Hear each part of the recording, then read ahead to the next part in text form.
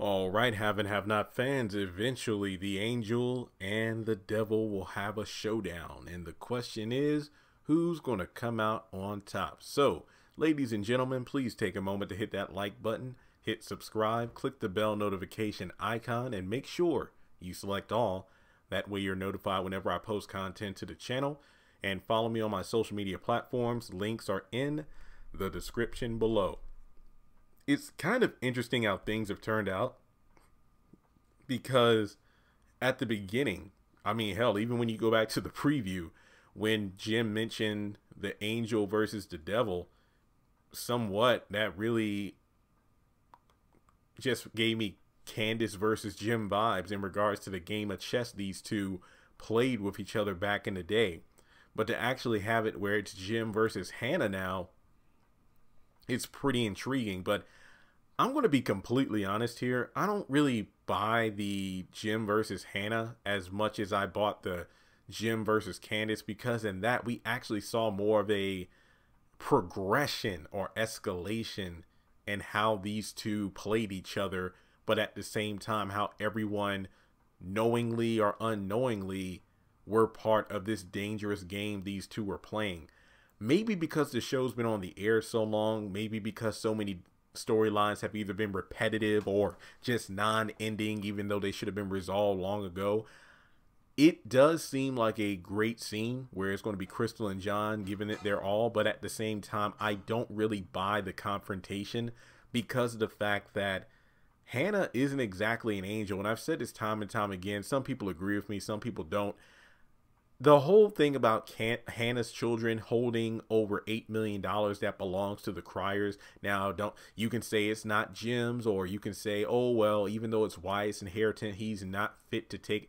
It's the Criers' money. Let's just leave it at that for simplicity's sake. So you really can't say Hanna is innocent in all this, because yeah, she has been handed over the power of attorney and is in charge of everything. So from one angle, it is interesting to say that, wow, I mean, Jim was going up against Candace, but go back way to the beginning.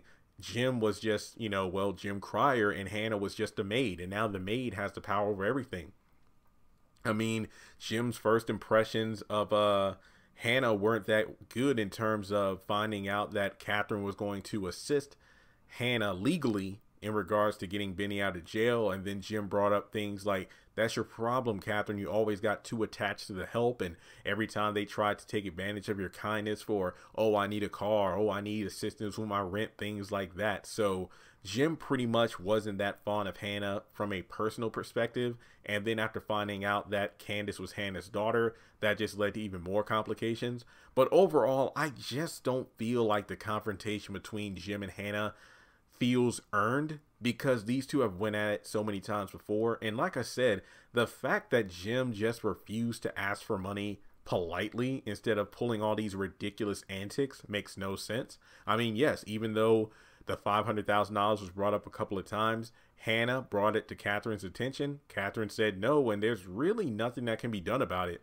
And then the fact that he tries to offer Hanna $25 million when he doesn't even have 25 cents is just illogical. And like Jim said, is like, oh, I'm going to kill your daughter and, go after your son and everything. Well, I mean, technically speaking, even if Candace and Benny give the money back to the Crier estate, Jim most likely wouldn't be able to get it. At most, he would get the $1 million to pay off Wyatt's ransom, but that doesn't mean Jim's going to get $500,000. That doesn't mean Jim's going to get $2 million for himself. So at the core, if Hanna really wanted to prove herself as a quote-unquote angel, or at least get one wing instead of two, get her trifling kids to give the money back, and then use the $1 million to pay off Wyatt's debt, because it just makes no sense how, remember how Hanna was begging and pleading the night of the shooting when Wyatt shot Jim, shot at Catherine, then Wyatt himself was shot by the cops? Catherine is distraught and she's trying to put two and two together, but Hannah's over there like, huh, do you know anything about a notepad that Jim wrote down that had my son's name on it? So you can be all motherly and begging for assistance from the Criers when your son is at risk, but because the Crier's son Wyatt is at risk, you suddenly have no inclination to help. And I mean, yes, she is correct. It's like hey, you need to talk with Catherine, or, I'll relay a message and then we'll figure this out together, as opposed to being so cold hearted. So it's kind of weird how Hanna has that demeanor of, oh, well, if my children are in trouble, I'm going to get assistance. You're going to help me. But when it comes to the criers with the money and everything that you have power over, you don't want to do anything. So, I mean, to be fair, I will say this much.